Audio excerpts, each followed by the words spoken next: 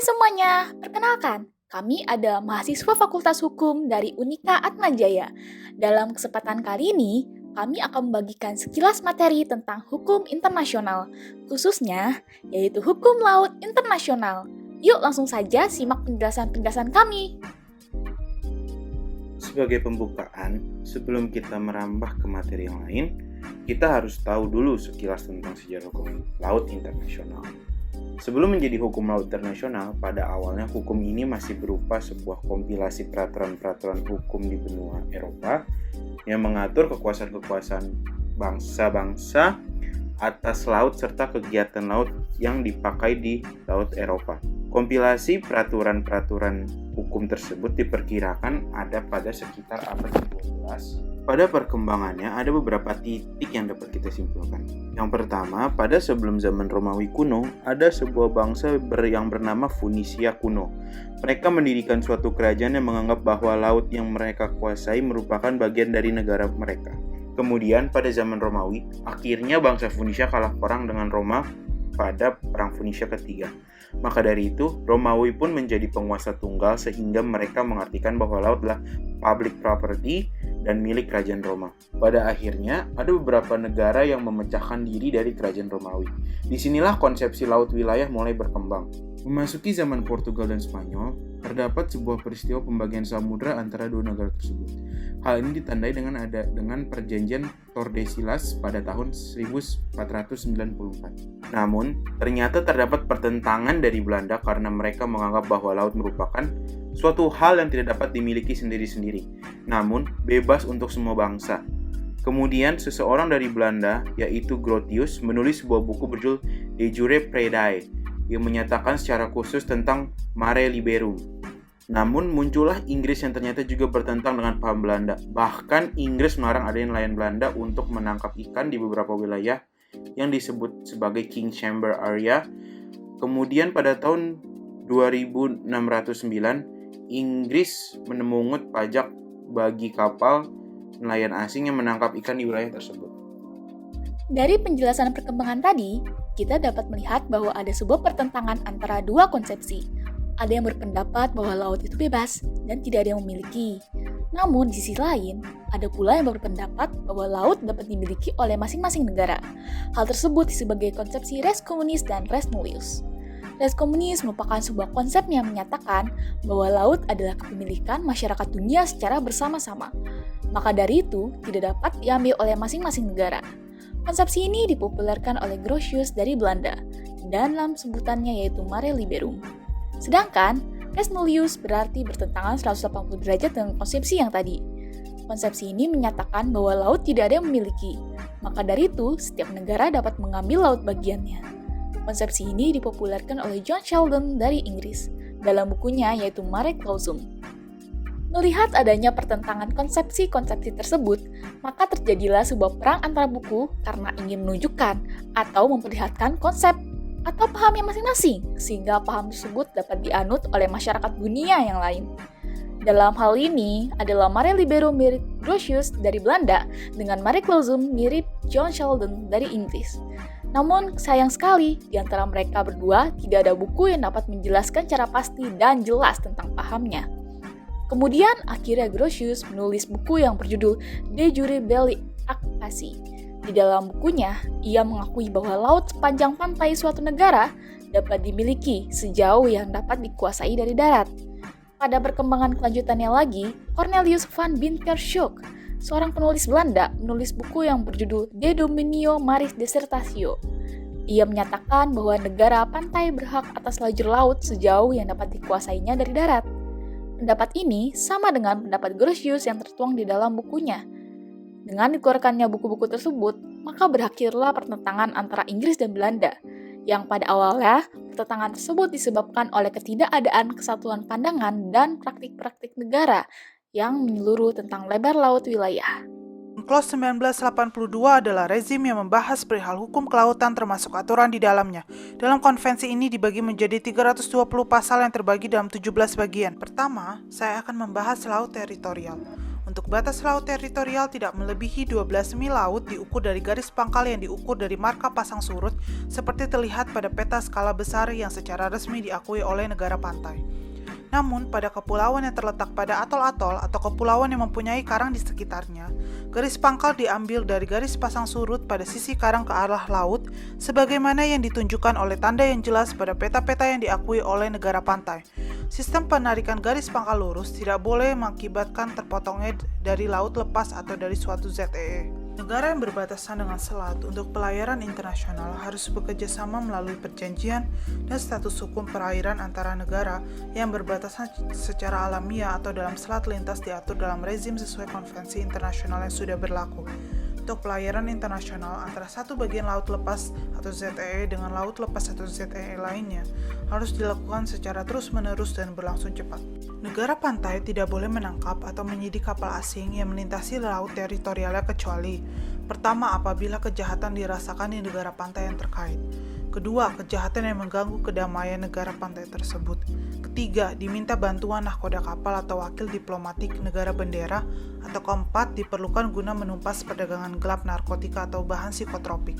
Untuk yurisdiksi perdata negara pantai, tidak dapat melakukan eksekusi terhadap atau menahan kapal untuk tujuan proses perdata apapun, kecuali berkaitan dengan tanggung jawab dan kewajiban yang dipikul kapal itu sendiri dalam maksud perjalanannya melalui perairan negara pantai. Negara pantai dalam zona tambahan dapat melaksanakan pengawasan untuk mencegah dan menghukum pelanggaran mengenai bea cukai, fiskal, imigrasi, dan sanitizer dalam wilayah atau laut teritorial. Zona tambahan tidak boleh melebihi 24 mil dari garis pangkal dari mana lebar laut teritorial diukur. Negara yang berbatasan dengan selat untuk pelayaran internasional harus bekerja sama melalui perjanjian dan status hukum perairan antara negara yang berbatasan secara alamiah atau dalam selat lintas diatur dalam rezim sesuai dengan konvensi internasional yang sudah berlaku. Untuk pelayaran internasional antara satu bagian laut lepas atau ZEE dengan laut lepas atau ZEE lainnya harus dilakukan secara terus-menerus dan berlangsung cepat. Perairan negara-negara kepulauan. Apa itu perairan negara-negara kepulauan? Jika kita melihat secara historis, negara kepulauan didefinisikan sebagai suatu negara yang seluruhnya terdiri dari satu atau lebih kepulauan yang dapat mencakup pulau-pulau lain. Dan di dalam perairan negara-negara kepulauan, terdapat metode yang dipakai sebagai suatu solusi untuk masalah perairan kepulauan adalah metode garis pangkal lurus.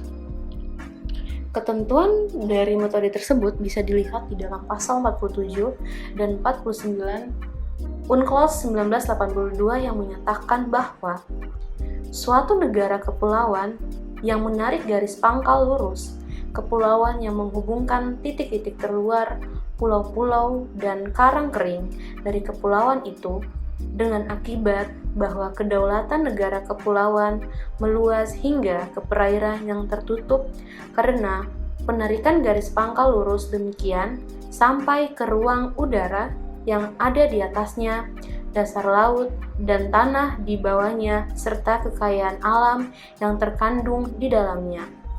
Tetapi, ada beberapa syarat yang harus dipenuhi, yaitu: yang pertama, garis pangkal harus mencakup pulau-pulau utama dan suatu daerah di mana perbandingan antara perairan dan daerah daratan 1:1 dan 9:1. Yang kedua, panjang garis pangkal tidak boleh melebihi 100 mil laut kecuali bahwa hingga 3% dari jumlah keseluruhan garis pangkal dapat melebihi kepanjangan maksimum 125 mil laut. Yang ketiga, garis pangkal tidak boleh menyimpang terlalu jauh dari konfigurasi umum kepulauan tersebut. Yang keempat, garis pangkal tersebut tidak boleh ditarik dari dan elevasi surut, kecuali di atasnya telah dibangun mercusuar.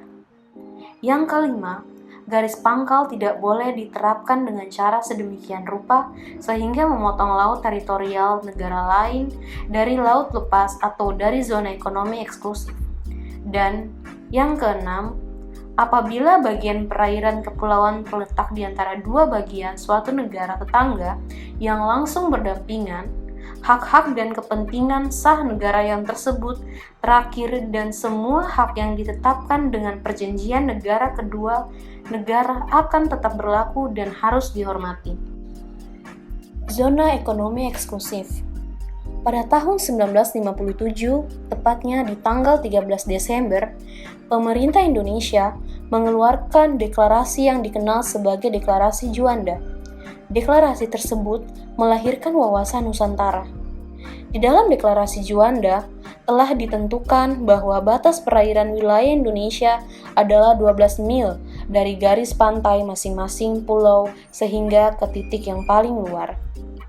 Dan pada tanggal 21 Maret 1980, pemerintah Indonesia mengeluarkan batas dari zona ekonomi eksklusif Indonesia adalah sepanjang 200 mil yang diukur dari garis pangkal wilayah laut Indonesia.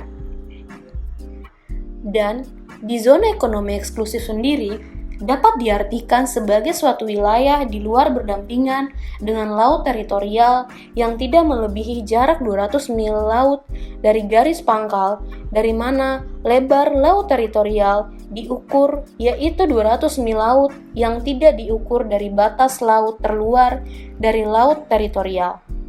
Pengertian tersebut dapat dilihat di dalam pasal 55 dan 57 UNCLOS tahun 1982. Dan di dalam zona ekonomi eksklusif sendiri berfungsi untuk mempertegas batas negara-negara di wilayah perairan sehingga kekayaan negara yang ada di dalam wilayah tersebut tidak dieksploitasi oleh pihak-pihak lain. Landas kontinen. Jika kita melihat dalam pasal 76 ayat 1 UNCLOS 1982 yang menyatakan bahwa landas kontinen suatu negara pantai meliputi laut dan tanah di bawahnya dari daerah di bawah permukaan laut yang terletak di luar laut teritorialnya sepanjang kelanjutan alamiah wilayah daratannya hingga pinggiran luar tepi kontinen, atau hingga suatu jarak 200 mil laut dari garis pangkal dari mana lebar laut teritorial diukur dalam hal pinggiran luar tepi kontinen tidak mencapai jarak tersebut. Di dalam landasan kontinen, terdapat beberapa penentuan batas yang harus kita perhatikan, yaitu 1. Penentuan batas landas kontinen kurang dari 200 mil laut. Batas terluar dari landas kontinen adalah sejauh 200 mil laut atau berhimpit dengan batas zona ekonomi eksklusif. Yang kedua, penentuan batas landas kontinen lebih dari 200 mil laut. Batas terluar landas kontinen mengacu pada 4 ketentuan penentuan pinggiran luar tepian kontinen.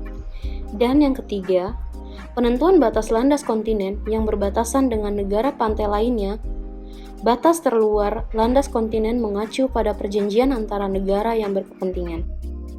Kedaulatan Laut Indonesia. Wilayah kelautan yang berada di bawah kedaulatan Indonesia. Dengan ini, mari kita kenali lebih mendalam mengenai macam-macam wilayah perairan di Indonesia. Terdapat 3 macam wilayah dalam perairan Indonesia, yaitu 1. Laut teritorial Indonesia merupakan jalur laut selebar 12 mil yang telah diukur dari garis pangkal Kepulauan Indonesia. 2. Perairan Kepulauan Indonesia yang merupakan seluruh perairan yang terletak pada sisi di dalam garis pangkal lurus kepulauan tanpa memperhatikan jarak maupun kedalaman dari pantai. Dan 3. Perairan pedalaman Indonesia yang merupakan tiap-tiap perairan yang terletak pada setiap sisi darat dari garis air rendah pantai-pantai di Indonesia. Landas kontinen Indonesia. 1. Peraturan mengenai landas kontinen di Indonesia masih bersumber pada Konvensi Hukum Laut 4 Jenewa pada tahun 1958 yang lalu diatur dalam Undang-Undang Nomor 1 Tahun 1973 bahwa eksplorasi serta eksploitasi akan kekayaan alam masih dapat diselenggarakan pada dasar laut dan tanah di bawahnya, di luar dari perairan wilayah Republik Indonesia hingga kedalaman mencapai 200 meter atau lebih. 2. Kekayaan alam yang berada di dalam wilayah landas kontinen Indonesia, maka penguasaan penuh serta hak eksklusifnya berada di bawah kedaulatan negara Indonesia. Kegiatan eksplorasi dan eksploitasi sumber kekayaan alam pula diselenggarakan sebagaimana hal tersebut telah diatur dalam perundang-undangan yang berlaku pada tiap-tiap bidangnya. Dan apabila terdapat perbatasan dengan suatu negara dalam depresi-depresi serta landas kontinen Indonesia, maka Indonesia dapat melakukan perundingan bersama negara tersebut mengenai penetapan garis landas kontinen sehingga dapat mencapai tujuan bersama. Kerjasama regional dalam perlindungan dan pengelolaan lingkungan laut di Selat Malaka. Sebelumnya, apa itu Selat Malaka? Nah, Selat Malaka itu selat dengan aktivitas perdagangan tersibuk di dunia. Maka dari itu, selat tersebut memiliki peran yang sangat penting bagi kawasan Asia Tenggara pada bidang ekonomi, sosial, kebudayaan, hingga politik.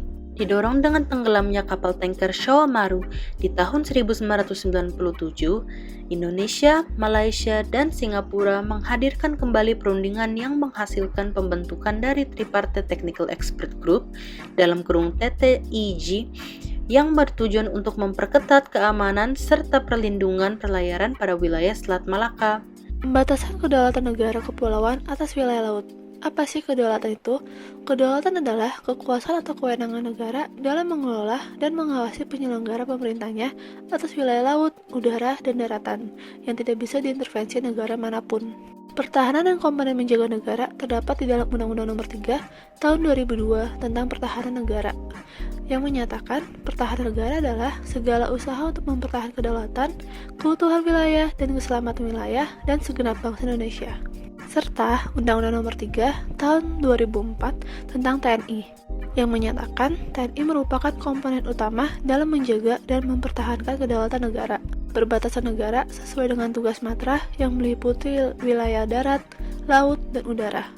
Indonesia sebagai negara kepulauan memiliki perbatasan, yaitu darat dengan 3 negara tetangga, Malaysia, Papua Nugini, dan Timur Leste. 11 perbatasan laut dengan negara tetangga, India, Thailand, Malaysia, Singapura, Vietnam, Filipina, Palau, Papua Nugini, Timur Leste, Australia, dan Federal States of Micronesia.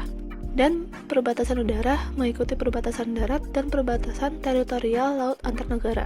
Pengaturan kawasan oleh suatu organisasi yang disebut dengan otorita.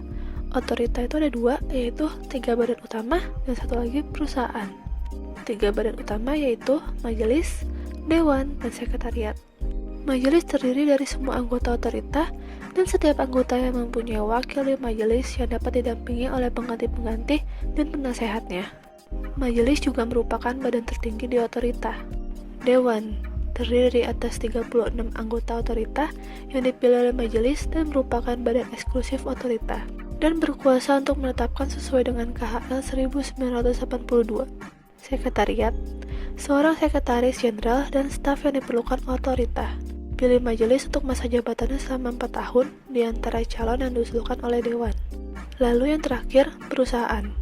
Badan otorita yang harus melaksanakan kegiatan di kawasan secara langsung, pengangkutan, pengolahan, dan pemasaran mineral yang dihasilkan oleh kawasan.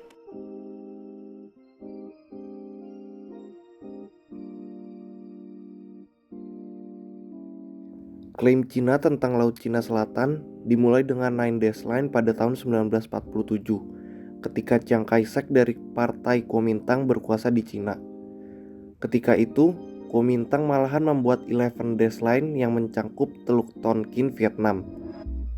11 Dash Line ini juga mencaplok Kepulauan Pratas, Macclesfield Bank, dan Kepulauan Spratly. Begitu juga dengan parasel yang didapat Cina dari Jepang setelah Perang Dunia Kedua. Pada tahun 1953, pemerintah Cina yang dikuasai Partai Komunis mengeluarkan Teluk Tonkin dari peta 11 Dash Line. Peta kekuasaan Cina di perairan Laut Cina Selatan selanjutnya memakai Nine Dash Line. Inilah yang disebut Cina sebagai dasar historis Nine Dash Line. Tetapi, Cina lupa kalau ada aturan hukum laut internasional yang harus dipatuhi melalui UNCLOS. Pada tahun 2012, Cina menjadikan ZEE Indonesia di perairan Laut Natuna yang dicaplok Nine Dash Line sebagai traditional fishing ground. Padahal UNCLOS tidak mengenal konsep traditional fishing ground.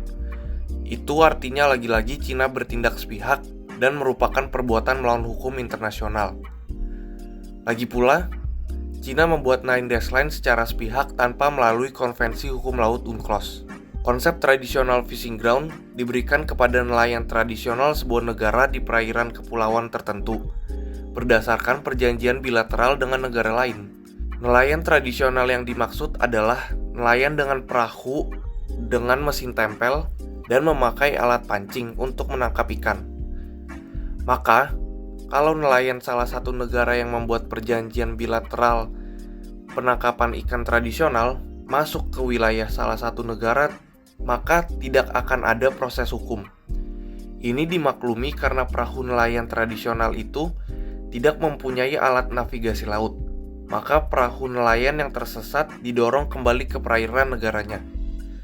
Indonesia membuat perjanjian bilateral penangkapan ikan tradisional hanya dengan Malaysia, yang tertuang dalam Common Guidelines Concerning Treatment of Fishermen by Maritime Law Enforcement Agency, ditandatangani di Bali pada 29 Januari 2012.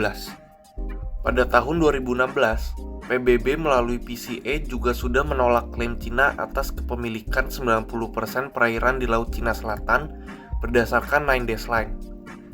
Putusan ini dibuat PCA atas dasar gugatan Filipina ke PCA terkait dengan pencaplokan perairan Laut Cina Selatan yang masuk ke wilayah perairan Filipina. Klaim Cina atas perairan Laut Natuna, khususnya Laut Natuna Utara Provinsi Kepulauan Riau, dengan memakai 9 Dash Line merupakan pengingkaran atas ZEE Indonesia yang sudah diakui dunia melalui Konvensi Hukum Laut. Batas-batas ZEE semua negara yang berbatasan dengan Laut Cina Selatan sudah ditetapkan oleh UNCLOS. Batas ZEE itu memenuhi hak-hak negara yang dimaksud untuk membuat kebijakan dan mengeksploitasi sumber daya di ZEE tersebut, sesuai dengan hukum laut internasional. Bagaimana respon Indonesia untuk menyelesaikan sengketa Natuna dan Laut Cina Selatan ini? Menurut Menteri Pertahanan Prabowo Subianto menyatakan, Indonesia akan mengedepankan diplomasi damai untuk menyelesaikan persoalan sengketa ini. Ada 4 sikap, yaitu 1. Menyatakan bahwa Tiongkok telah melanggar Zona Ekonomi Eksklusif atau ZEE. 2. Indonesia menolak klaim penguasaan perairan Laut Natuna Utara atas dasar 9 Dash Line. 3. TNI akan melakukan operasi penjagaan secara intensif di kawasan Laut Natuna. Dan terakhir, 4. Peningkatan kegiatan ekonomi di sekitar wilayah perairan Laut Natuna atau kawasan Zona Ekonomi Eksklusif Indonesia. Mengapa Natuna sangat penting bagi Indonesia, khususnya Provinsi Kepulauan Riau? Pertama, sisi geostrategisnya yang berbatasan langsung dengan Kamboja dan Vietnam yang berada di utara. Singapura dan Malaysia berada di barat, dan Malaysia Timur di bagian timur. Selain itu, wilayah ini berada di titik simpul pelayaran internasional yang menghubungkan Hong Kong, Jepang, Korea Selatan, Taiwan, dan dengan negara lainnya. Kedua, dari sisi ekonominya, Kepulauan Natuna memiliki potensi sumber daya alam yang sudah tidak diragukan lagi. Wilayah tersebut menyimpan cadangan gas yang dapat diprediksi lebih dari 222.000 triliun cubic feet atau TCT. Dan jika itu benar, maka dapat disebut sebagai salah satu sumber gas terbesar di Asia. Ketiga, dari sisi perikanannya, wilayah ini memiliki potensi sumber daya perikanan laut yang ditaksir lebih dari 1 juta ton per tahun. Tetapi sayangnya, hanya sekitar 34% yang telah dimanfaatkan. Itupun Kabupaten Natuna baru menikmatinya tidak lebih dari 4,3%. Yang gak heran sih jika wilayah perairannya dijadikan sasaran empuk pencuri ikan dari berbagai negara seperti Vietnam, Tiongkok, Malaysia, hingga Thailand.